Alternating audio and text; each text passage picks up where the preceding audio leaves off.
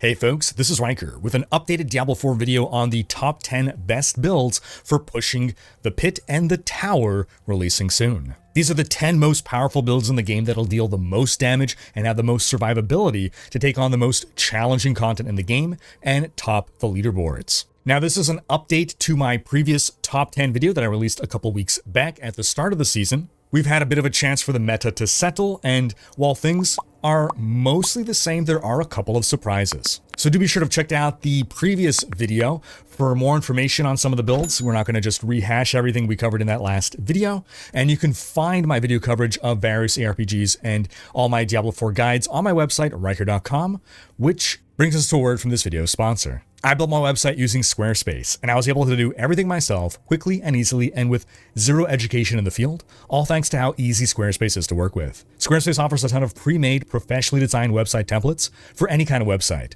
and also offers Blueprint AI, an AI-enhanced website builder to help you fully customize a beautiful-looking, personalized website made for your needs and your unique identity. Squarespace even has optimized SEO tools, so that you can launch your website and start getting views as quickly as possible through search engine traffic, and they even got analytics to then review where that traffic is coming from. You can sell products or services with Squarespace providing everything you need to engage customers, from easy online payment methods to built-in tools for inventory, shipping, and fulfillment. And that includes custom merch. You send in your designs and Squarespace handles everything else. Basically, if you want to build a website, I recommend Squarespace.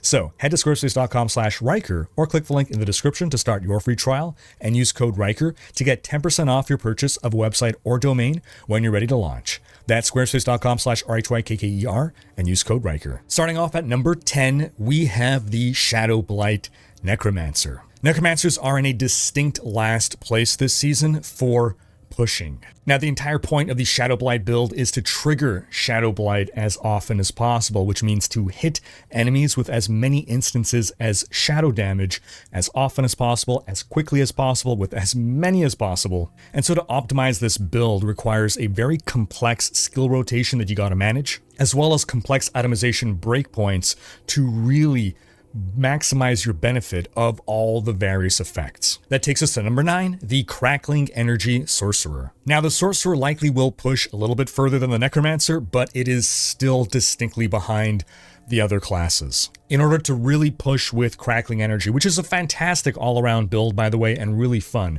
but in order to push as far as possible, you gotta sacrifice a lot of defense in order to really invest into damage. That's gonna make you quite squishy. To maximize your damage, your positioning will also be very important. You're gonna wanna be grouping enemies together. You'll also wanna use the Imbiber glyph in your Paragon boards.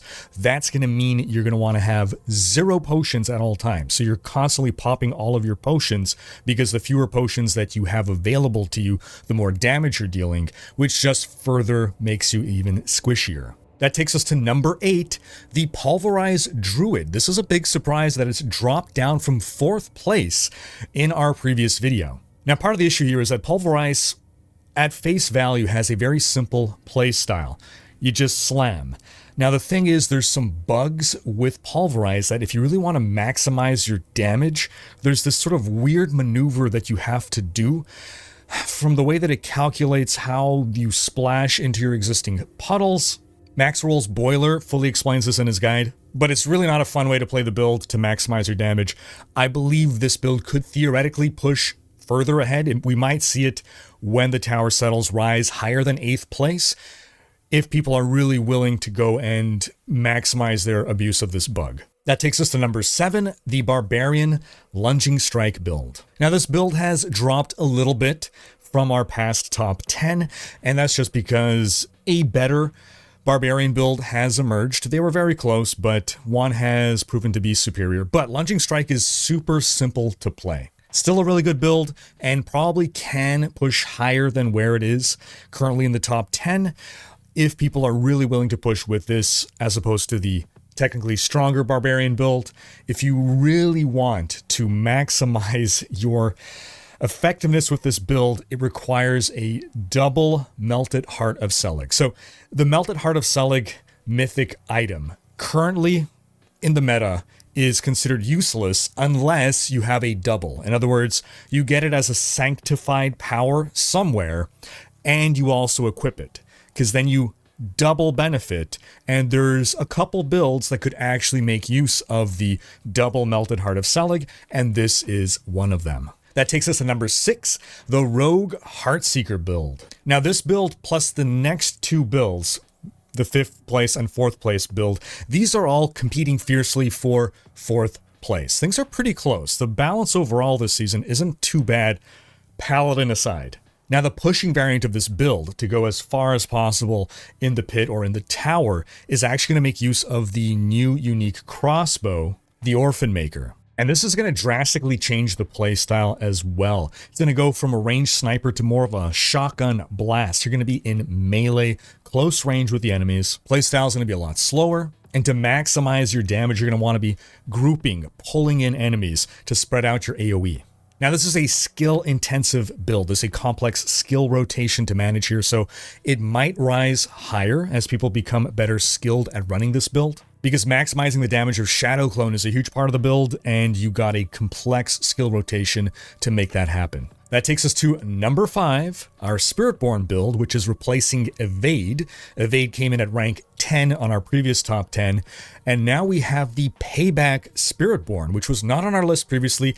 It was expected to be a solid pushing build, and now it has emerged in a big way. So Payback is actually the big surprise, the possibly only surprise we've really seen moving from our preliminary top 10 builds list. This is the best pushing build for Spiritborn. And it makes use of a combination of the Rod of Kepaleki plus the Ring of Midnight Sun in order to basically instantly spend all our resource and regenerate it super fast. So the Ring of the Midnight Sun, when you critically strike, you regain a portion of the vigor you spent in the last 2 seconds, plus the Rod of Kepaleki, your core skills are going to spend all of your vigor. So you're going to basically see your vigor ping-ponging up and down, up and down. Now this is a very spammy build, and to get the most out of the pushing variant, it's very squishy as well. I think a lot of Spiritborn players prefer running Evade. It's much more fun and simple, but Evade is going to fall behind a maxed out Payback. That takes us to number 4,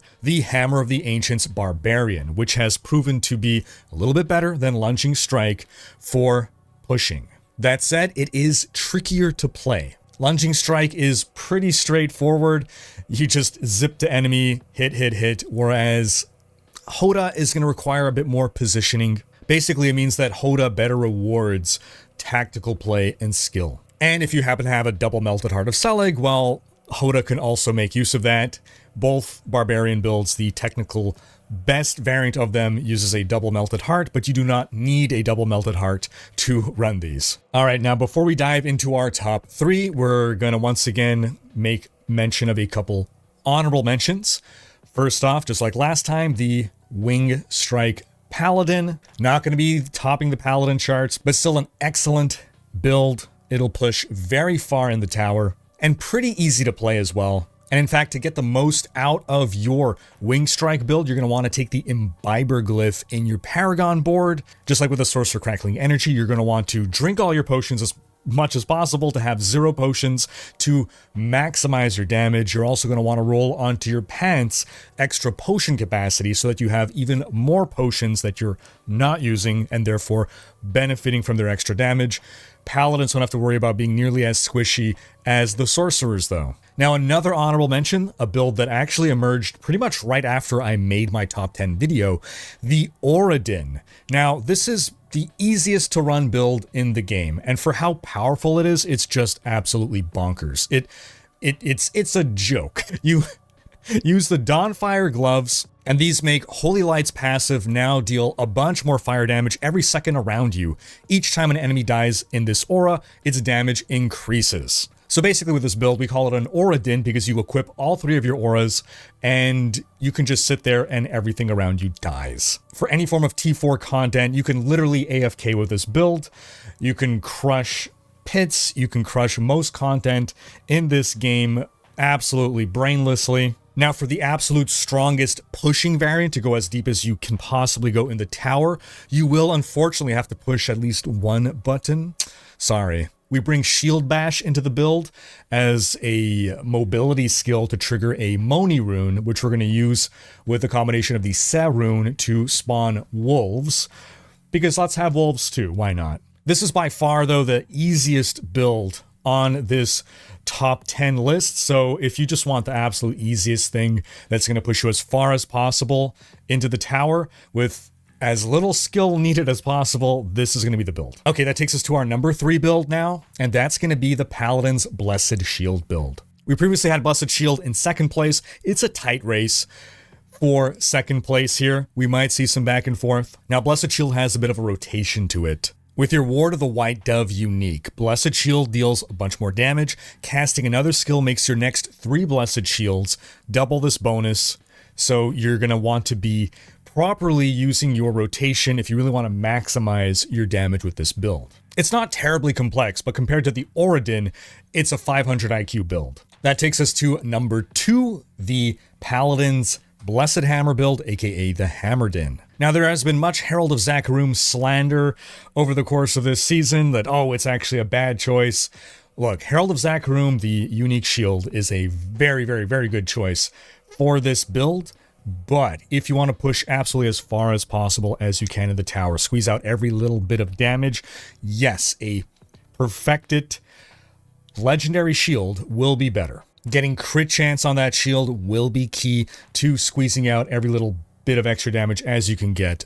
But nonetheless, a Herald of Zakarum is still a great choice. And that takes us to the number 1 build, unchanged from our past top 10 list and unlikely to change as we go into the tower, and that is the Judgment Paladin. Technically, this is also a Hammerdin build. You can argue it's spinning hammers, but it's just spinning hammers in order to trigger judgments to reset Spear of the Heavens. It's using the same Imbiber glyph trick, drink all your potions, get extra potion capacity on your pants, and this build really is in a league of its own. If we take a step back and look at our top 10 list as a whole here, balance is actually in a pretty good spot between positions about 2 and 6. Those are all really close. It wouldn't surprise me to see a lot of movement there. It's really just Sorcerer and Necromancer are far behind the rest, with Necromancer again in last place, followed by Sorcerer. Paladin way too far ahead, specifically with Judgment. Now, we might see some builds surpass, say, the Hammerdin or Blessed Shield. That's probably just going to be because Paladin players aren't going to push as hard with those builds when they know that there is a build that is far outclassing those. Similarly, Lunging Strike could probably push further, but most serious Barbarian players are going to stick with Hammer of the Ancients. And then Druid, again, a bit of a wild card just because the build is bugged. It's a really unpleasant playstyle to maximize your effectiveness with it. You're going to get carpal tunnel syndrome. But these are predictions going into the release of the tower. This is based on how far these builds have pushed in the pit. So the pit and the tower are not exactly the same. So we could be in for some surprises. So do stay tuned for an update. But meanwhile, sound off in the comments with your predictions on your top 10 for the tower. Thanks for watching. Special thanks to my supporters for making these videos possible. If you enjoyed this video, give it a thumbs up and subscribe to join Rhykkers Raiders for more Diablo content.